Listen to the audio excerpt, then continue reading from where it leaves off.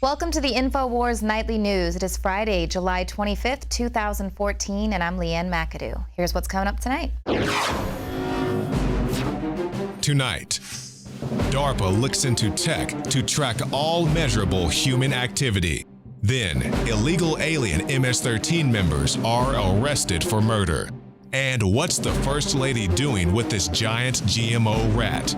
That's next on the INFOWARS Nightly News. They've got the GM health fears, complete nonsense. It's always nonsense the government's stealing drugs. Nonsense there's police brutality. Nonsense. Well, DARPA is soliciting companies that will be able to provide technology that will allow the Department of Defense to predict future societal unrest by measuring and keeping track of all human activities that can be measured. Now, this is according to a solicitation posted on FezBizOps, and it outlines DARPA's intent to fund research and development of what they call game-changing technologies that are going to provide a decisive information advantage for the U.S. and its allies.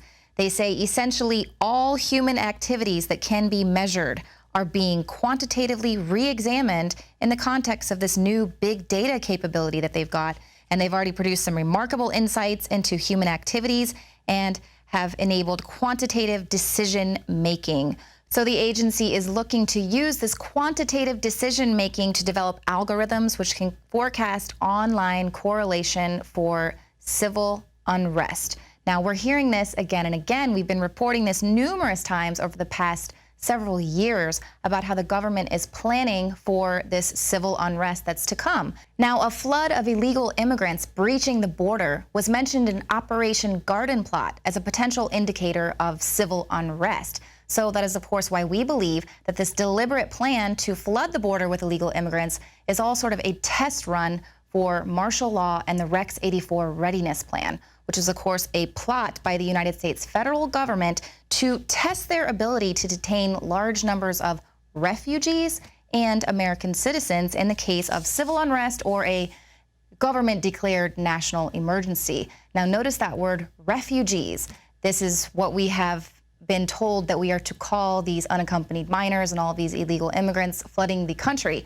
Initially, they were illegal aliens, then they were unaccompanied minors. Now they're all being given de facto refugee status. So, of course, when DARPA rolls out this technology, all of our internment specialists are already going to have all the practice they need to round up citizens. Now, the president is going to be meeting with the Central American leaders today. He'll meet with the presidents of Honduras, El Salvador, and Guatemala. And the purpose of this visit is going to be to order these Central American leaders to stop the immigration flood. And he wants to discuss their shared responsibility to promote safe, legal, and orderly migration to America. Now, Honduras's president said that part of this sharing responsibility is going to be when the president clears up the ambiguity surrounding the country's immigration laws. And this includes the president's Deferred Action for Childhood Arrivals program. And he also calls on the president to step up law enforcement efforts to shut down drug smugglers and cartels. So you notice that the Honduras president is not actually saying anything about the violence in his country. He is talking about all of the confusion surrounding our lackadaisical immigration laws and also the enforcement of those laws. Now, one of the ideas that the president is toying with in hopes to stem this flood of illegals is to shift the decision-making process into the hands of the Honduran government. Basically, he wants to think about granting amnesty to these children before they even have to leave their country. Now, this plan is going to direct the government to screen thousands of children and youth in Honduras to see if they can enter the United States, as refugees or under emergency humanitarian grounds, and they won't even have to make the dangerous trek. Now, they say that up to 50% could be approved. Now, according to the New York Times, they point out refugees under American law are people fleeing their country of origin based on fears of persecution by reason of race, religion, nationality, political opinion, or membership in a particular social group. But many of these Hondurans and other Central Americans are fleeing, they say, because of gang violence. So, of course, that doesn't really fit into any of these categories, but that does not matter to this administration, who has already went ahead and granted them de facto refugee status. And of course, the media is complicit, just happily referring to them as refugees, even though it does not fit the definition of a refugee under American law.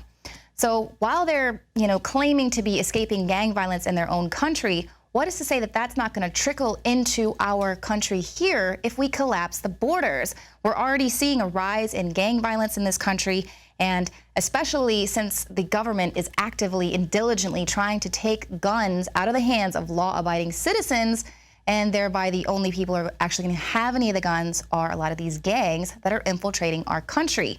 Now, police in Maryland have just arrested 6 illegal immigrants, several of which are admitted MS-13 gang members, and this is in connection with the death of a homeless man who was killed outside of a liquor store earlier this week. Amos Milburn Jones was a 56-year-old homeless man. He was beaten and stabbed to death early on Tuesday morning after witnesses say they saw him arguing with a girl. Now, the young woman became angry. She left, but she allegedly returned with a group of men who then beat Jones and stabbed him multiple times in the chest and neck. Now, the police there revealed that the 17-year-old female and several of the other suspects were members of the notoriously hyper-violent multinational MS-13 gang. And they say all 6 suspects will be charged with first-degree murder. But of course, as Adon Salazar points out in this article, it's interesting to note that in the written article, they never once mentioned that these people were here in this country illegally. That these gang members, these MS-13 gang members, admitted gang members, are here in the country illegally. It's buried deep in the video. You have to watch the entire video where someone just briefly mentions that. But it's just like the media, who refuses to say the word illegal aliens. They want to call them refugees. And that's quite worrisome because we already know that border agents are under orders to release any detained illegal immigrant minors, regardless of whether they're covered in head to toe in gang tattoos. Even if they admit to being in a gang, they have to be released into the interior as long as they don't have any criminal record here in the United States. Now, meanwhile, we're hearing a lot about pre-crime and how the governments are trying to figure out how to utilize pre-crime, and then here they're releasing admitted gang members. It just doesn't even make any sense. Now, because of all of this confusion surrounding our immigration laws and how poorly we are doing at enforcing them at the border, House Republicans today are discussing the option of impeachment. And should the president continue to ignore the laws that he is constitutionally required to uphold, senior White House officials do fear impeachment if Obama unilaterally grants amnesty. And as Sarah Palin pointed out in her recent case for the president's impeachment, without borders, there is no nation. And that's why this recently released follow-up to the 10-year anniversary of the 9/11 Commission report is such a joke. In it, the authors write, many Americans think that the terrorist threat is waning, that as a country, we can begin turning back to other concerns. Well, they are wrong. Now, the absence of another major attack on the homeland is a success in itself, but it doesn't mean that the terrorist threat has diminished. And it's basically saying without public support, the government will not be able to sustain the robust capabilities and policies needed to keep Americans safe. Right. So we are supposed to be worried about a threat, this war on terror, ongoing war on terror. It's a threat oceans away. Meanwhile, our borders are literally wide open. We have reports of gang members coming into the country. Border agents are ordered to stand down, let them in. And then here we have this baseless plea for Americans to just unquestioningly surrender more money and more efforts to this police surveillance state. We are being treated more and more like terrorists because we consent to this tyranny because it's for our safety. Meanwhile, illegal aliens are getting a free pass to wherever they want to go. They can enter the country. Borders are wide open. Any terrorist can walk right through the border. That is what a joke this whole contrived security theater is. Now, a perfect example of Americans being treated worse than illegal aliens, we have another journalist who was detained at the border and then assaulted when he tried to film his detainment. His First Amendment rights violated. I mean, it's such a joke. Now, I'm not talking about the border agent that pointed a gun at the head of a Boy Scout when he was, trying to come back from Alaska. Now, this is Roger Van Bakel of Reason.com. He was preparing to enter Maine after visiting Quebec. He says an agent began asking him questions after viewing his family's passports. He was there with his 2 girls, and he admits that they look Asian and they have their mother's last name. So, of course, maybe the agent's worried about human trafficking. Great, doing a good job.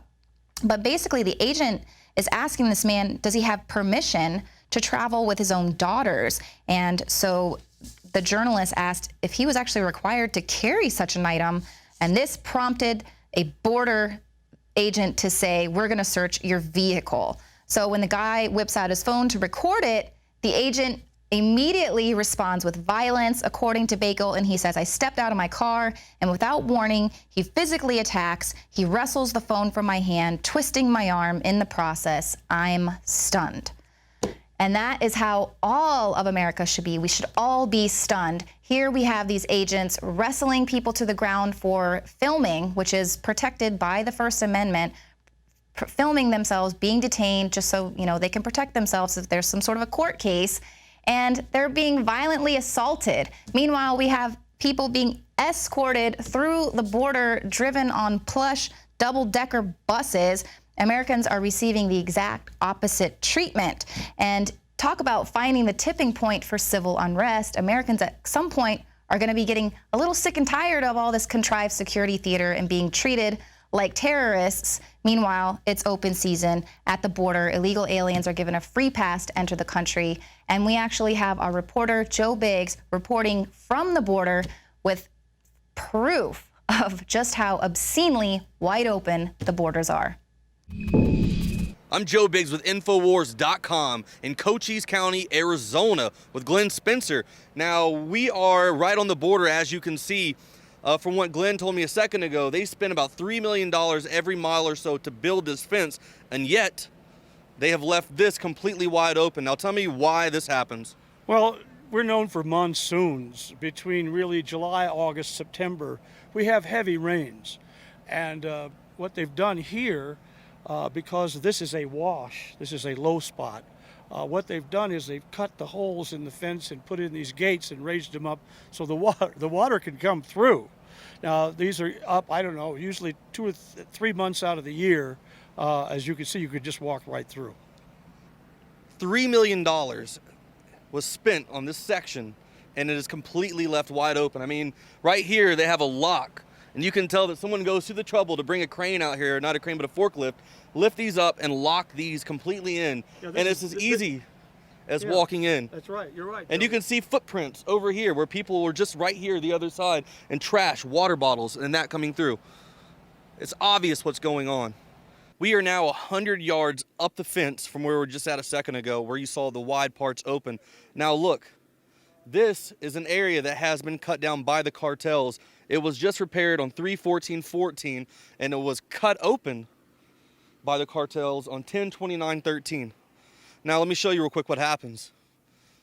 What they do is there's a smuggling route right back here. A truck can get through. They drive up here and they bring acetylene gas torches up here.